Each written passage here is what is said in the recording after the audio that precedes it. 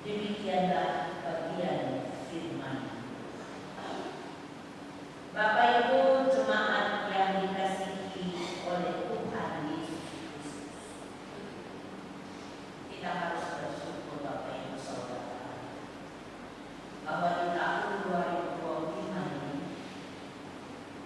bulan Januari, kita masih diizinkan Tuhan ada di tanggal 19 hari. Dan minggu yang ketiga ini kita dituntut dengan perikop firman Tuhan, hikmat Allah dan hikmat manusia. Kalau kita berbicara tentang hikmat Allah dan hikmat manusia, sebagai umat yang percaya, sudah tentu kita akan memilih yang namanya hikmat Allah itu sendiri. Karena pada saat kita melakukan seluruh kehidupan kita dalam perjalanan hidup ini dengan memiliki hikmat Allah, sudah tentu kita akan diberkati oleh Tuhan. Amin Bapak Ibu.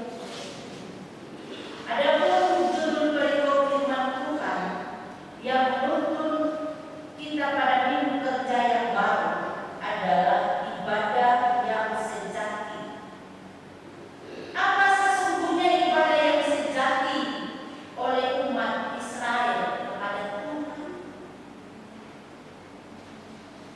Bapak Ibu, untuk mengerti tentang ibadah yang sejati bagi umat Israel dan juga bagi kita sebagai umat kepunyaan Allah, milik Allah, tentang ibadah yang sejati itu, kita belajar dari Mazmur 50 ayat 1 sampai ayatnya yang ke-23 ini.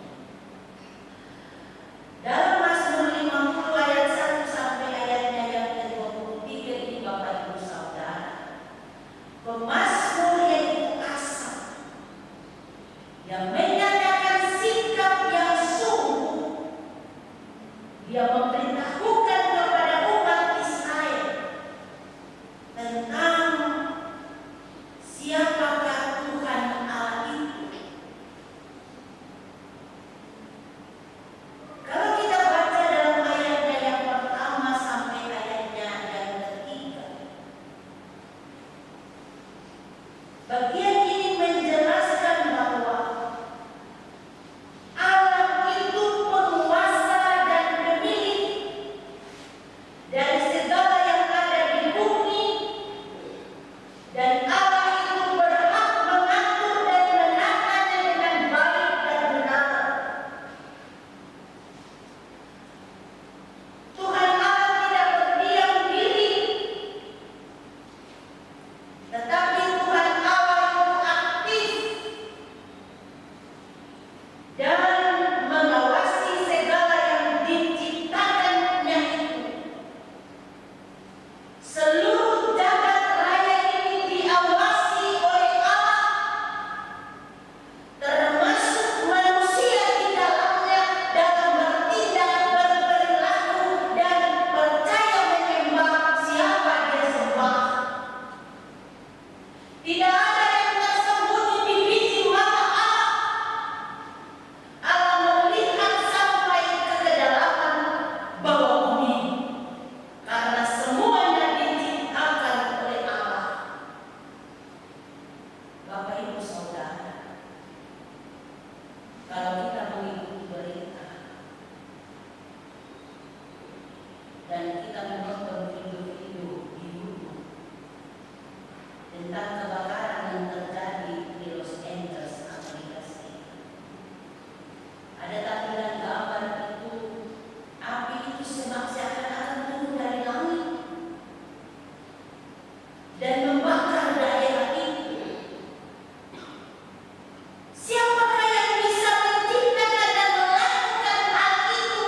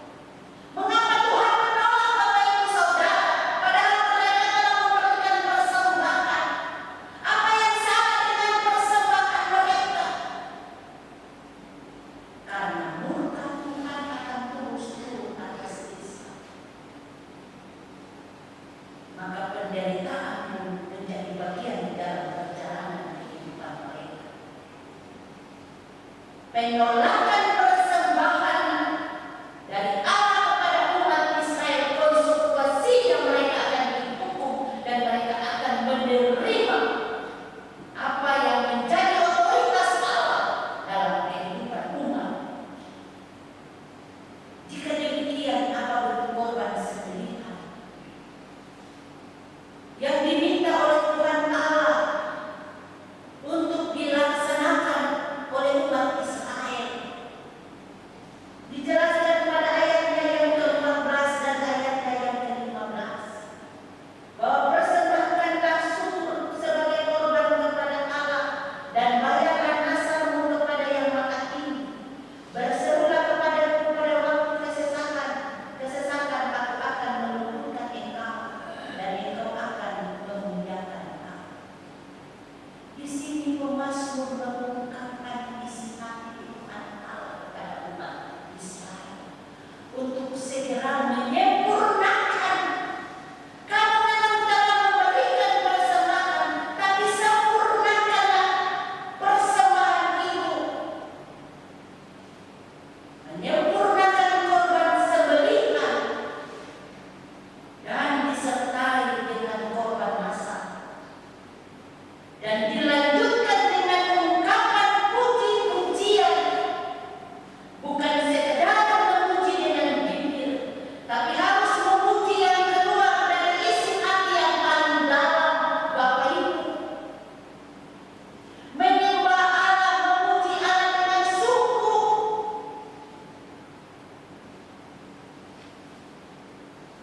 memuji sebagai orang yang hidup dan yang menyembah karena beriman kepada Allah, percaya kepada Allah.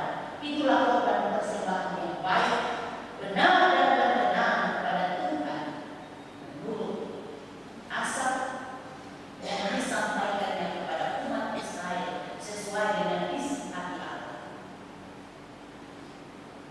Dikatakan persembahkanlah syukur sebagai korban kepada Allah dan bayarlah nasarmu kepada yang maha tinggi. Berserulah kepadaku pada waktu kesesakan, aku akan meluputkan engkau dan engkau akan memuliakan aku. Siapa yang mempersembahkan syukur sebagai korban, ia memuliakan aku. Siapa yang jujur jalannya, keselamatan yang dari Allah akan diperlihatkan kepadanya. Bapak Ibu, bentuk persembahan syukur umat Israel kepada Tuhan Allah adalah nyanyian puji-pujian sebagai korban sembelihan yang benar. Puji-pujian yang benar. Kapan puji-pujian umat itu adalah dasar, adalah tujuan ibadah yang sejati kepada Tuhan Allah. Umat Israel wajib memberikan korban sembelihan dan membayar nasar sebagai syukur atas kasih Tuhan yang sungguh nyata bagi umat Israel. Dan korban sembelihan umat haruslah diiringi dengan syukur dan puji-pujian. Bapak Ibu yang dikasihi Tuhan, dengan demikian maka makna ibadah yang sejati dari umat Israel kepada Tuhan Allah adalah yang pertama, setiap hewan, kambing domba yang dijadikan sebagai korban sembelihan kepada Tuhan haruslah yang terbaik, tidak boleh bercacat celah, tidak boleh ada kumis, warnanya juga harus cerah, dia harus gemuk,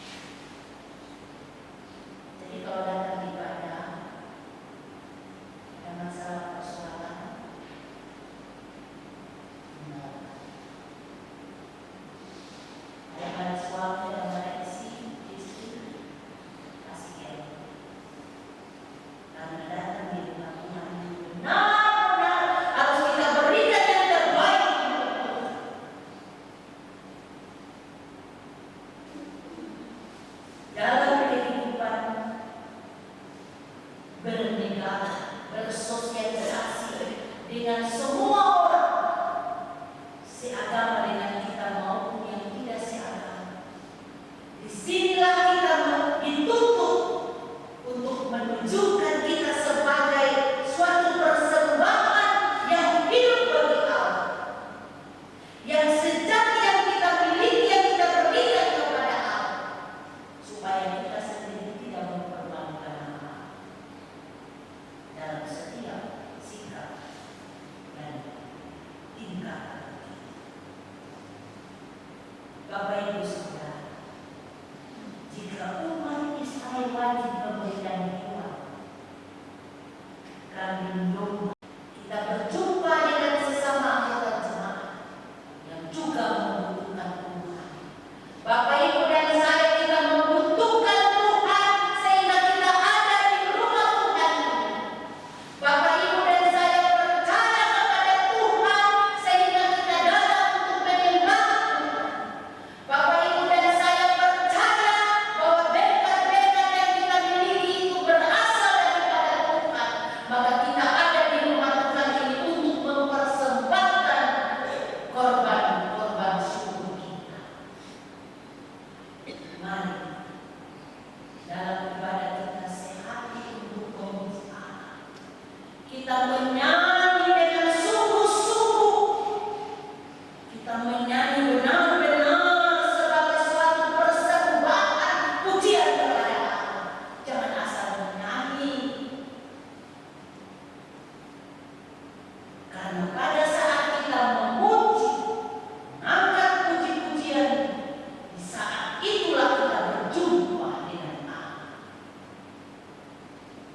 Melalui firman Tuhan ini, Bapak Ibu dan saya belajar memberi hidup kita ini, memberi kerja kita, waktu kita sebagai wujud persembahan yang hidup pada Tuhan, disertai dengan sikap rajin dan setia beribadah. Terima kasih bagi Bapak Ibu yang sudah kita bingung di tahun baru masuk lagi. 52 minggu pasti tercapai. Dan itu merupakan komitmen dari kita sebagai umat karunia Allah. Kita telah berkata, maka kita harus datang menyembah Tuhan dalam satu tahun secara rutin. Mari kita memuji dan memuliakan Tuhan dalam hidup pribadi, keluarga kita, persekutuan kita, atau dapat dikata itulah bentuk keseharian kita dalam beribadah. Ketika kita bersama-sama membawa nyanyian pujian kepada Tuhan dalam ibadah-ibadah kita, disitulah menampakkan keseharian kita di dalam menyembah dan memuji mempermuliakan Tuhan. Jika tubuh sebagai persembahan yang hidup, maka rawatlah, jagalah tubuh ini sebagai tempat berdiamnya Roh Kudus. Jangan